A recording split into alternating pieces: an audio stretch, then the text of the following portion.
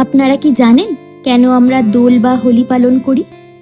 এর পেছনে লুকিয়ে আছে এক পরম ভক্তের জয় আর অধর্মের বিনাশের গল্প।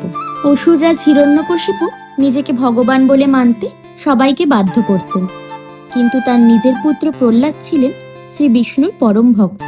বারবার নিষেধ, শাসন, এমনকি মৃত্যুর হুমকিও প্রহ্লাদকে তার ভক্তি থেকে বিচ্যুত করতে পারেনি। অবশেষে ছেলেকে পৃথিবী থেকে সরিয়ে দেওয়ার জন্য রাজা তার বোন হোলিকাকে ডাকেন। হোলিকার ছিল এক বরদত্ত আবরণ, যা তাকে আগুন থেকে রক্ষা করত। প্রহ্লাদকে কোলে নিয়ে হোলিকা বসেন জ্বলন্ত অগ্নিকুণ্ডে, কিন্তু ঈশ্বর ভক্তের রক্ষা স্বয়ং ঈশ্বরই করেন। অলৌকিকভাবে সেই আবরণ এসে ঢেকে দেয় প্রহ্লাদকে, রক্ষা পায় ভক্ত প্রহ্লাদ, আর অহংকারী হোলিকা আগুনে ভস্মীভূত হন। অশুভ শক্তির বিনাশ আর সত্যের এই জয়কে স্মরণ করতে আমরা আগের দিন হোলিকা দহন পালন করি, আর তার পরের দিন মেতে উঠি রঙের উৎসবে। সকলকে জানাই দোল পূর্ণিমার আন্তরিক শুভেচ্ছা। রাধাকৃষ্ণের কৃপায় সবার জীবন হয়ে উঠুক সুখ ও শান্তির।